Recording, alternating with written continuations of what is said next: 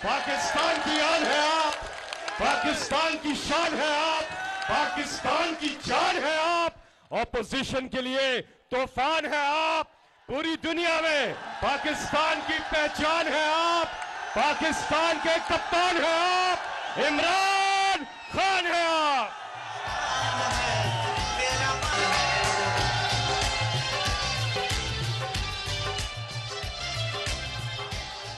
बिस्मिल्लाहिर्रहमानिर्रहीम।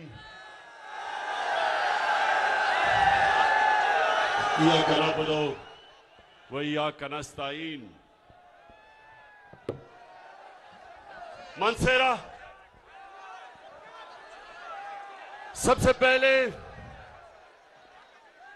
इस शानदार इस्तकबाल का मैं आपका दिल से शुक्रिया अदा करता हूं। बहुत बहुत शुक्रिया। मैं आज आजम स्वाति आपका, साले मोहम्मद आपका शुक्रिया अदा करता हूं, और मेरे जो एमपीज बैठे हैं, मुश्ताक गनी, बाबर सलीम, नवाबजादा फरीद और अहमद शाह, मैं आपको भी सबको खराज तहसीन पेश करता हूं इस शानदार जलसे की। मनसेरा,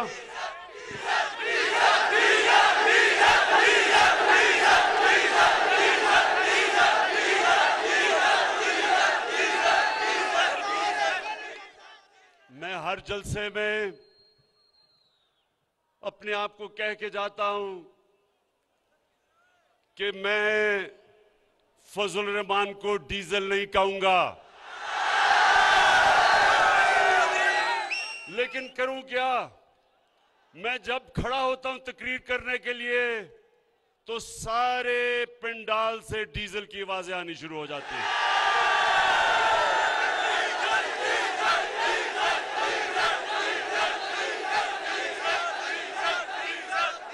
बुरे और मुश्किल वक्त में मैंने पूरी कोशिश की कि डीजल की कीमत कम की जाए। इस वक्त ये मनसेरा, आप बाशऊर लोग हो,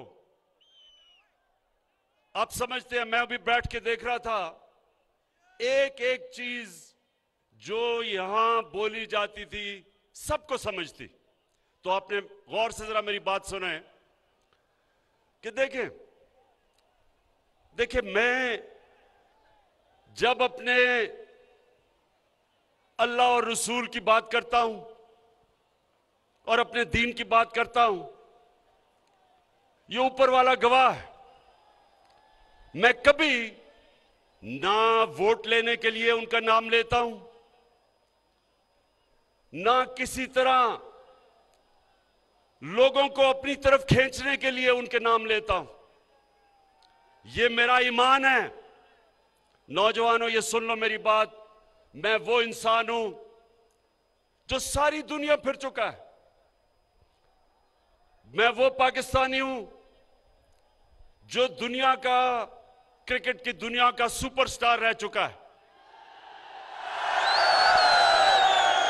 कहने का मतलब ये मनसेरा, और मैं खास तौर पे, देखें, मैं नौजवानों से खास तौर पे मुखातिब इसलिए हूं कि मेरे नौजवानों, आप पाकिस्तान का मुस्तकबिल हो।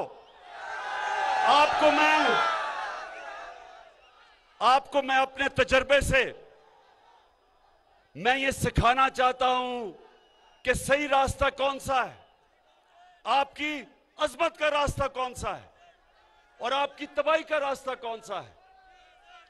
नौजवानों, जब आप नमाज पढ़ते हैं, आप जब अल्लाह के सामने 5 वक्त दिन में झुकते हैं, तो क्या मांगते हैं? क्या मांगते हैं अल्लाह से? सिर्फ एक चीज मांगते हैं नौजवानों। अल्लाह से आप मांगते हैं कि अल्लाह उस रास्ते पे लगा जिसमें तूने नेमतें बख्शी, उस रास्ते पे ना लगा जो तबाही और बर्बादी का रास्ता है। दो रास्ते हैं आपके सामने। नौजवानों, सारा वक्त याद रखना कि हमेशा आपके सामने दो रास्ते आएंगे। ये जो लोग हैं, अभी जो साले मोहम्मद ने बात की, इसके जमीर को खरीदने के लिए 20 या 25 करोड़ रुपए इसके सामने रखे गए। रेट्स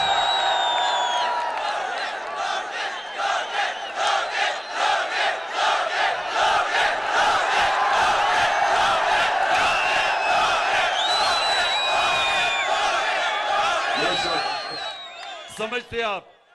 तो नौजवानों, इस वक्त ये जो इस्लामाबाद में मंडी लगी हुई है, इसमें लोगों के जमीर को खरीदने के लिए 20 और 25 करोड़ की ऑफर दी जा रही है। अब ये मैं आपके सामने, ये जो लोगों को खरीदने की कोशिश की है, तो साले मोहम्मद के सामने भी दो रास्ते थे। एक रास्ता था कि ये पैसे ले ले और कहे जी इमरान खान तो बड़ा बुरा आदमी है और मुझे अभी पता चला है, मेरा जमीर जाग गया कि ये तो बहुत बुरा आदमी है, इसलिए मुझे तो पता ही नहीं था कि ये इतना बुरा है। मुझे तो अब पता चला है कि पीटीआई ने तबाह कर दिया पाकिस्तान। तो एक तो ये रास्ता है, पैसे पकड़े और कहे जी मुझे मेरा जमीर जाग गया इसलिए मैं उधर जा रहा हूं। एक दूसरा रास्ता है, वो दूसरा रास्ता नौजवानों मुश्किल रास्ता है, लेकिन वो आपके नबी सल्लल्लाहु अलैहि वसल्लम का रास्ता है। आपके नबी का रास्ता आसान नहीं था। हर किस्म की मुश्किलें अल्लाह ने उनको पर डाली। अल्लाह के हबीब थे, सबसे ज्यादा इंसान जिससे अल्लाह प्यार करता था वो हमारे नबी सल्लल्लाहु अलैहि वसल्लम थे। उनका आसान रास्ता नहीं था। जो सच और हक का रास्ता नौजवानों, वो आसान नहीं होता, मुश्किल होता है। सारा वक्त ये चूहे मिलके आपको बुरा भला कहते हैं, गालियां निकालते हैं, जमा होके डराते हैं, ब्लैकमेल करते हैं। लेकिन नौजवानों, इंसान की अजमत का रास्ता ही मुश्किल रास्ता है। आसान रास्ता जो हम समझते हैं कि जी 20 करोड़ रुपया पकड़ लिया और हमारी जिंदगी आसान हो जाएगी।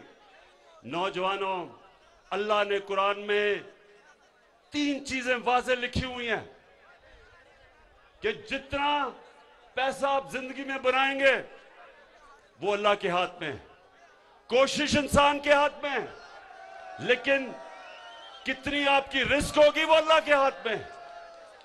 दूसरा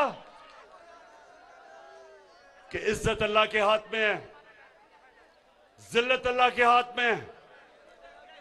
ये जो लोग समझते हैं कि आपको बुरा भला कह के आपको इंसान जलील कर सकता है, कोई इंसान को जलील नहीं कर सकता, क्योंकि इज्जत अल्लाह ने अपने हाथ में रखी हुई है। और जिंदगी मौत, सबसे ज्यादा इंसान को खौफ मौत का होता है। अल्लाह ने इंसान को आजाद कर दिया है। वो कहता है कि किस टाइम पे तुम दुनिया से जाओगे ये अल्लाह ने अपने हाथ पे रखा है, इसलिए अल्लाह ने आपको आजाद कर दिया है। कुरान में वो कहता है कि जो लोग ईमान ले आए मैं उनके खौफ दूर कर देता हूं। एक बुज़दिल आदमी वो होता है जिसमें ईमान नहीं होता। ईमान वाले की निशानी होती है उसकी कोई कीमत नहीं होती, उसके ज़मीर को कोई खरीद नहीं सकता, उसको कोई डरा नहीं सकता। तो मैं साले मोहम्मद आज आप सबके सामने आपको इसलिए खराज तहसीन पेश करता हूं कि 20 करोड़ क्या 50 करोड़ भी आपको वो ऑफर करते, आपने नहीं जाना था उनके साथ। अच्छा नौजवानों, अब पहले तो मैं आज अल्लाह के सामने उसका शुक्र अदा करता हूं कि मैं सुरखरू हूं। क्यों? कि उसने मेरे से और मेरी गवर्नमेंट से वो काम लिया जो 50 साल से किसी से, कितनी हुकूमतें आई, 57 मुसलमान मुल्क हैं, लेकिन उसने पाकिस्तान और मेरे से वो काम लिया कि यूनाइटेड नेशंस के अंदर हमने जाके रेजोल्यूशन पास की कि जो इस्लाम के खिलाफ, जो हमारे नबी सल्लल्लाहु अलैहि वसल्लम की शान में गुस्ताखी करते थे, हमारी हुकूमत ने जाके यूएन में कहा है कि ये 15 मार्च हर साल इस्लामोफोबिया के खिलाफ सारी दुनिया में यूनाइटेड नेशंस दिन बनाएगी।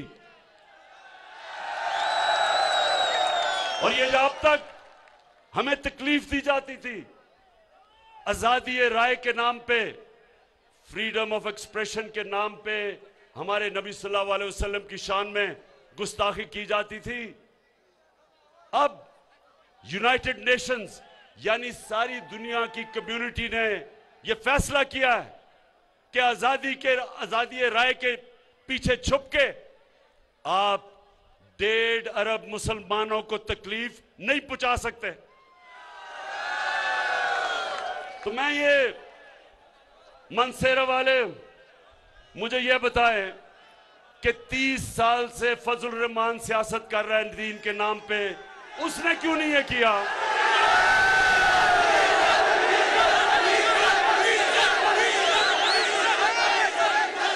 अच्छा, अब नौजवानों आप सुने, पहले तो मैं सिर्फ आपको ये बता दूं कि ये मेरा ईमान है, ये पॉलिटिक्स नहीं है, ये वोट लेने की कोशिश नहीं है। पाकिस्तान सिर्फ एक तरह उठेगा कि हम, जो अल्लाह ने हमें हुक्म दिया है कि नबी सल्लल्लाहु अलैहि वसल्लम के कदमों पे, उनकी सुन्नत पे, उनकी शरिया पे चलो, उनके रास्ते पे ही ये मुल्क उठेगा। और उनका रास्ता ये था कि पाकिस्तान को अगर हमने ऊपर उठाना है तो जो मदीना की रियासत पे उन्होंने असूलों पे, नबी सल्लल्लाहु अलैहि वसल्लम ने जो असूल तय किए थे, जब हम उन असूलों पे चलेंगे, मैं आप सबको आज दावा करता हूं कि हम सबके सामने आप देखेंगे कि दुनिया में यह मुल्क उठता कैसे है, कैसे हरे पासपोर्ट की दुनिया में इज्जत होती है।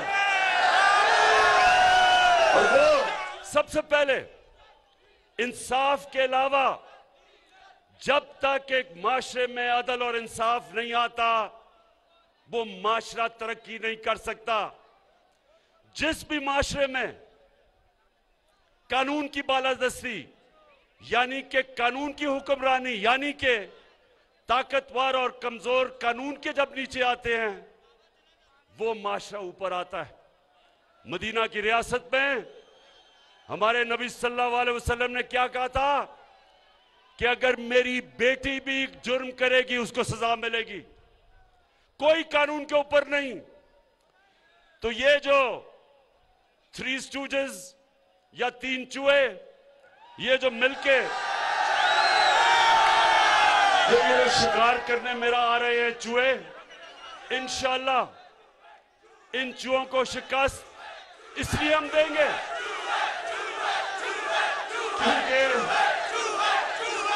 क्योंकि ये चाहते हैं क्या, ये एक चीज चाहते हैं कि किसी तरह इमरान इनके करप्शन के केसेस खत्म कर दे, इनको एनआरओ दे दे जो जनरल मुशर्रफ ने इनको एनआरओ दिया था। सारी जंग ये है, अदम एतमाद की जंग का सिर्फ एक मकसद है कि किसी तरह, जिस तरह जनरल मुशर्रफ ने इनकी करप्शन के केस माफ किए थे, इमरान खान भी वो कर दे। और जिस दिन, नौजवानों आप गवाह रहना, जिस दिन मैंने इनके करप्शन के केस माफ किए, मैं पाकिस्तान से सबसे बड़ी गद्दारी करूंगा। लाल मेरी बद रखियो बला झूले लाल, ओ लाल मेरी दूसरी, मदीना दुनिया की रियासत फलाही रियासत थी, और इंशाअल्लाह जिस रास्ते पे हम लगे हुए हैं, मेरा ये ईमान है कि ये दुनिया में हम खास तौर पे मुसलमान दुनिया में पाकिस्तान मिसाल बन जाएगा कि कैसे एक इंसानियत का निजाम होता है, कैसे रियासत अपने कमजोरों की देखभाल करती है, कैसे वो अपने वो तबका जो पीछे रह गया है उसको ऊपर कैसे उठाती है, कैसे जैसे हमने हेल्थ कार्ड लेके आए हैं। नौजवानों, ये आप जाके दुनिया में देखें, कितने मुल्क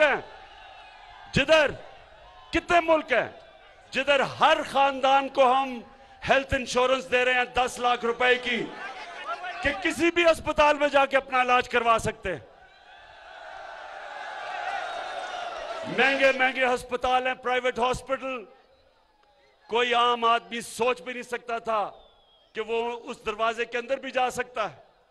अब मजदूर, किसान, वेल्डर, जो भी तनख्वाहदार गरीब तबका है, उनके घर में हेल्थ कार्ड होगा, किसी भी अस्पताल में जाके अच्छे से अच्छे अस्पताल में जाके अपना इलाज करवा सकते हैं। ये पहला कदम है फलाही रियासत की तरफ। फिर हमने एहसास के प्रोग्राम शुरू किए हैं।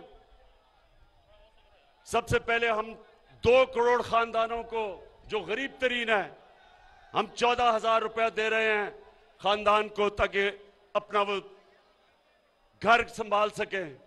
फिर महंगाई के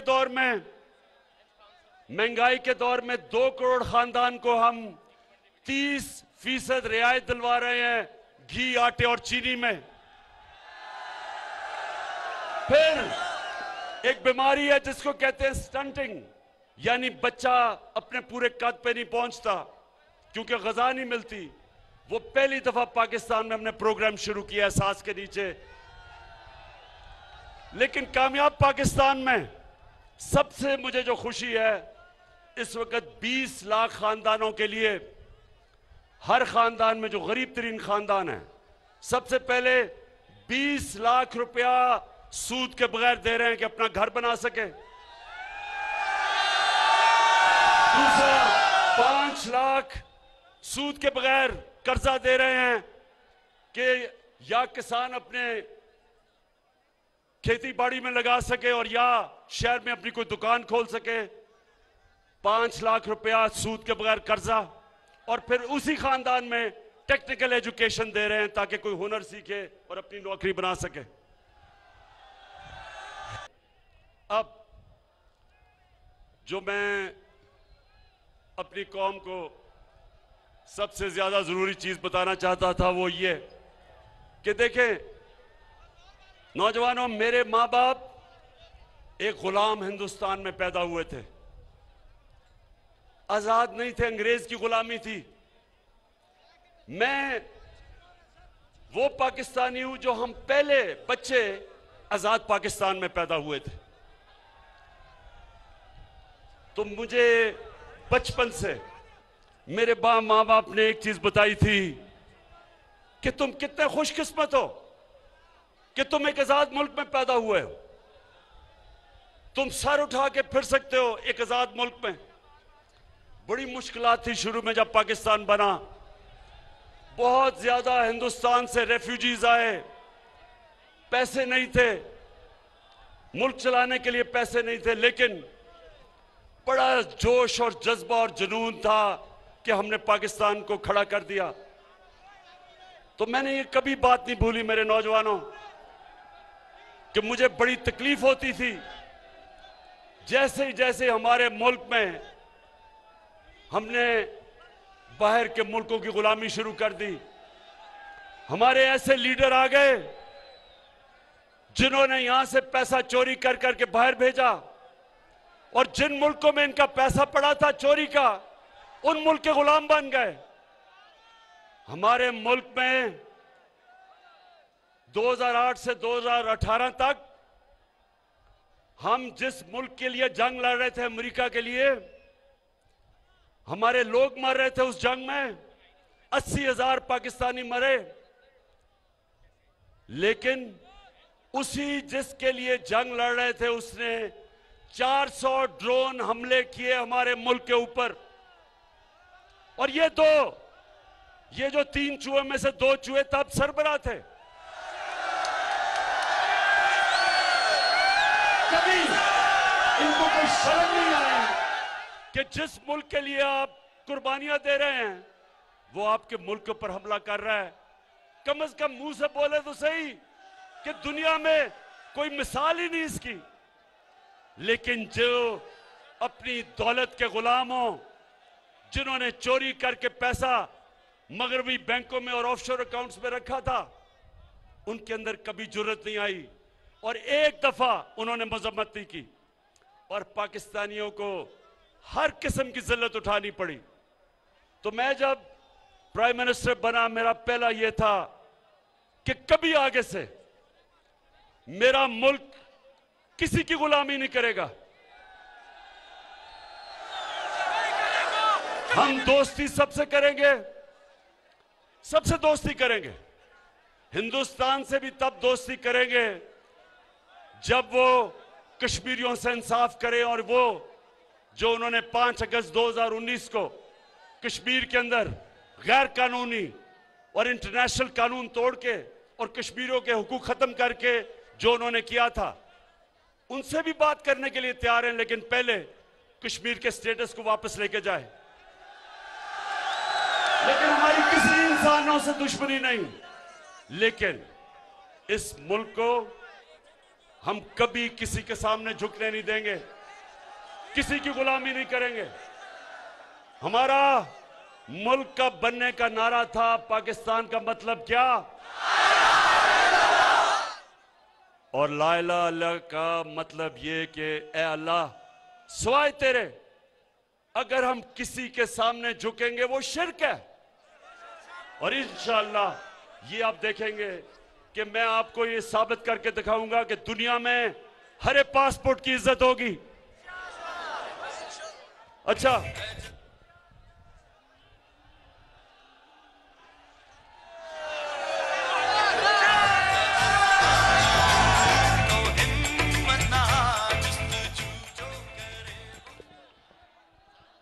एक मिनट जरा असर की नमाज अजान हो जाए।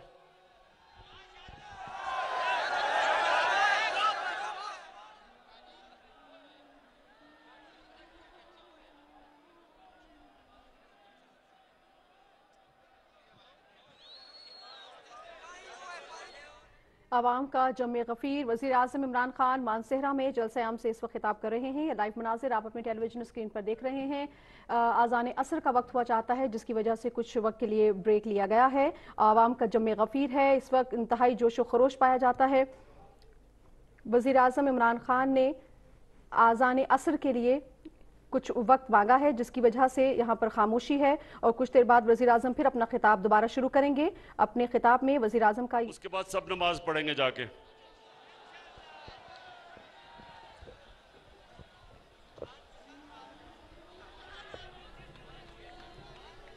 आज़ान असर का वक्त हो चुका है, जिसकी वजह से वज़ीर आज़म इमरान खान ने जलसे आम में खिताब से कुछ देर के लिए ब्रेक लिया है। जैसे ही आज़ान असर इख्तिताम पजीर होगी, वज़ीर आज़म इमरान खान दोबारा आवाम से खिताब करेंगे। इस वक्त आप देख सकते हैं आवाम का जमे गफीर उमड़ आया है। मानसेहरा में वज़ीर आज़म इमरान खान मौजूद हैं, जलसे आम से खिताब कर रहे हैं। आवाम में जोशो खरोश पाया जाता है। अपने खिताब के दौरान वज़ीर आज़म ने यह भी कहा कि नौजवान नस्ल पाकिस्तान का मुस्तकबिल है। अच्छा जी, आप तो मदीना की रियासत की 3 चीजें क्या थी? कानून की बालादस्ती, हुक्मरानी, इंसाफ 1, फलाई रियासत 2, एक खुददार रियासत जो सवाए अल्लाह के किसी के सामने नहीं झुकती। अब चौथी चीज है वो आप सबके लिए। चौथी चीज ये है कि 3 तो रियासत की जिम्मेदारी है, एक आपकी जिम्मेदारी है, और वो है अमर बिल मारूफ। अल्लाह का हुक्म है इंसानों को, अल्लाह का हुक्म है कि हर इंसान अच्छाई के साथ खड़ा हो, अच्छाई के लिए जहाद करे और बुराई और बदी के खिलाफ जहाद करे। यह हुक्म है उसका।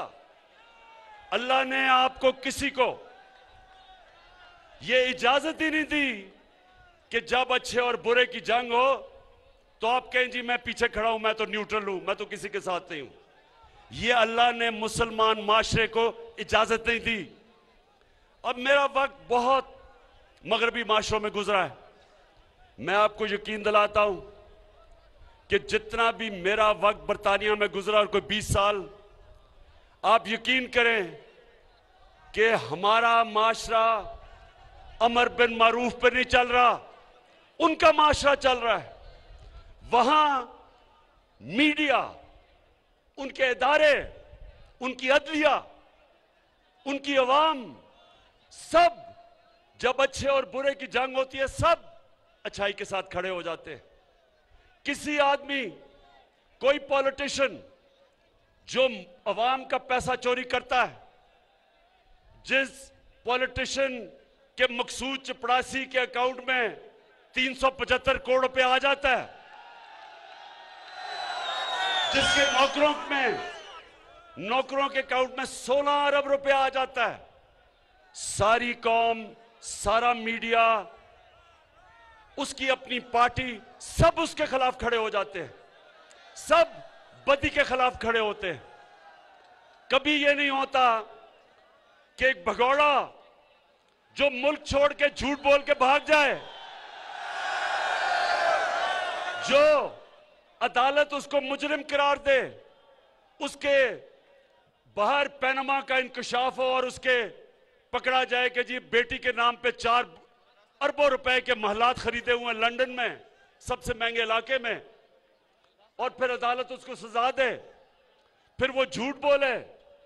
पहले मुशर्रफ के दौर पे झूठ बोल के गया कि मैंने कोई सऊदी अरेबिया से मुआहदा नहीं किया, और फिर इस बारी कि जी मैं बीमार हूं, बहुत मरने लगा हूं, फिर झूठ बोल के चला जाए। नौजवानों, वो माशरों के अंदर जिधर अमर बिल मारूफ है, जिन माशरों में अमर बिल मारूफ के ऊपर लोग अमल करते हैं, इस आदमी के लिए मीडिया तो छोड़ो, उसकी अपनी पार्टी छोड़ जाए उसको। झूठो, एक बर्तानिया में एक प्राइम मिनिस्टर था हैरोल्ड मैकमिलन, उसने झूठ बोला, उसको रिजाइन करना पड़ा झूठ बोलने पे। यहां झूठ भी बोलो, एक दफा नहीं, 2 दफा नहीं, अदालत में झूठ बोलो, कतरी खत झूठ बोलो, कैलिबरी फॉन्ट झूठ बोलो, झूठ पे झूठ बोलो, लेकिन वो फिर भी लीडर बना हुआ लंदन में बैठ के। इसलिए कि हम अल्लाह के हुक्म पे नहीं चलते, और जब एक माशरे के अंदर लोग अच्छाई के साथ खड़े नहीं होते, वो माशरा तबाह हो जाता है। तो नौजवानों, अब ये मेरे से सुने, ये सारे इकट्ठे हुए हैं, ये चूहे इसलिए इकट्ठे हुए हैं, ये कहते हैं कि जनाब बहुत बुरा हालात है पाकिस्तान में। मैं आज आप सबके सामने, नौजवानों, अब तो आपके पास मोबाइल टेलीफोन है, ये सारी चीजें चेक कर लें। मैं आज सबके सामने चैलेंज करता हूं कि पाकिस्तान की तारीख के अंदर 3.5 सालों के अंदर किसी हुकूमत ने इस तरह की परफॉर्मेंस नहीं दी जो मुझे बड़ा फख्र है मेरी हुकूमत ने दी है। आज माइशत देख लें, आज जिससे मुल्क उठता है वो एक्सपोर्ट्स है। आज पाकिस्तान की तारीख में सबसे ज्यादा एक्सपोर्ट्स है। आज हमारे पास जो टैक्स इकट्ठा हुआ वो तारीख में सबसे ज्यादा है। आज जो बाहर से हमारे पाकिस्तानी पैसा भेज रहे हैं डॉलर्स, वो सबसे ज्यादा है। आज 5 फसलें उनकी तारीखी पैदावार हुई है, गंदम की, गन्ने की, मकई की, चावल की, आलू की, रिकॉर्ड। इसलिए कि हमने किसानों का ध्यान रखा है, किसानों को हमने वो कीमत उनकी फसलों की दिलवाई है जो पाकिस्तान की तारीख में कभी नहीं थी। आज वो हमारे किसानों के पास पैसा गया है जो इस मुल्क की तारीख में कभी किसानों के पास इस तरह पैसा नहीं आया। और फिर इंडस्ट्री, आज हमारी इंडस्ट्री चल पड़ी है, टेक्सटाइल इंडस्ट्री, कि रिकॉर्ड एक्सपोर्ट्स है। टेक्सटाइल इंडस्ट्री ये पिछले दौर में बंद हो रही थी, उनके ऊपर हाउसिंग सोसाइटीज बन रही थी। आज मजदूर नहीं मिल रहे टेक्सटाइल के लिए कि माशाल्लाह अल्लाह के करम से इस तरह का पाकिस्तान की इंडस्ट्री आगे बढ़ रही है। आईटी की इंडस्ट्री, जो नौजवानों आपका फ्यूचर है, आईटी इंफॉर्मेशन टेक्नोलॉजी, 75% 2 सालों में आईटी की एक्सपोर्ट्स बढ़ी हैं। और इंशाल्लाह जो हम आगे देख रहे हैं, सिर्फ आईटी उठा देगी इस मुल्क को। फिर ये मैं आपको बताऊं कि जब एक मुल्क में ईमानदार हुकूमत आती है, और फर्क क्या है, पाकिस्तान के ऊपर रेकोडेक 2000 अरब रुपए का पाकिस्तान पे हर्जाना हुआ था। 2000 अरब रुपए का पाकिस्तान के ऊपर एक फैसला किया था अदालत ने, और हमारे ऊपर हमने 2000 अरब देने थे जिन कंपनियों ने अदालत में गई थी। मुझे फख्र है कि 3 साल मुसलसल हमने नेगोशिएट करके हमने वो मसला हल किया। वही कंपनी जो छोड़ के चली गई थी, सोने की और कॉपर की, तांबे की जो माइंस थी, वो वापस आ गई है। 9 अरब डॉलर वो अब पाकिस्तान में इन्वेस्ट करेंगी। बलोचिस्तान की इंशाल्लाह तकदीर बदल जाएगी। पाकिस्तान में डॉलर्स आएंगे, जो ये हमारे रुपए पे जो प्रेशर पड़ता है, इससे डॉलर आएंगे। फिर ये सुने जरा, एनएचए, सड़कें, ये भी नौजवानों आपके पास टेलीफोन हो, मोबाइल फोन हो, ये गूगल करें कि 2013 में जब नून लीग थी तो किस कीमत पे सड़कें बनाई जा रही थी, और 2021 में महंगाई के बावजूद किस कीमत पर सड़कें बनाई। आपको हैरत होगी कि 2013 में जिस कीमत पर सड़कें बनाई गई और 2021 में हमारे दौर में 23 करोड़ रुपए फी किलोमीटर हमने सड़कें सस्ती बनाई, बचाया मुल्क का। और ये भी वेबसाइट पे जाके देख लें कि हमने फख्र से मैं कहता हूं कि 1000 अरब रुपया हमने कौम का बचाया सड़कों के ऊपर, और उसकी वजह से हमने दुगनी सड़कें बनाई कौम का पैसा बचा के। रेलवेज, पहली दफा रेलवेज 50 साल के बाद हमने जो खसारे में था उसको नफे पे ले आए हैं, और इसमें आजम स्वाति को खास तौर पे मैं दाद देता हूं। और फिर नौजवानों, हमने जो कॉन्ट्रैक्ट्स पिछली गवर्नमेंट ने साइन किए थे गैस पे और बिजली पे, हमने उनको फिर से आईपीपीज के साथ नेगोशिएट किया। कतर के साथ एक नया गैस का कॉन्ट्रैक्ट साइन किया, और 700 अरब रुपया अगले 10 साल में आपका कौम का बचाया है। ये पैसा आप पे लगेगा। ये जितना भी पैसा बचता है वो आप पे लगता है। तो आखिर में मानसेरा, आखिर में मैं इस जबरदस्त जुनूनी जलसे का आपका शुक्रिया अदा करता हूं।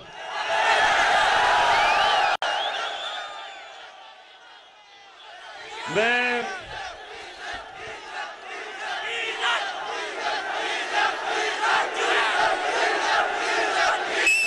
जरा एक मिनट हाथ उठा के जरा मुझे बताओ,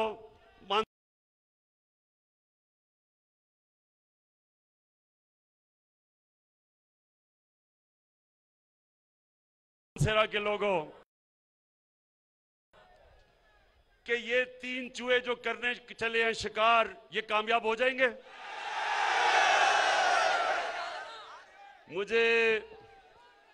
मुझे ये चूहों के ऊपर थोड़ा तरस भी आ रहा है,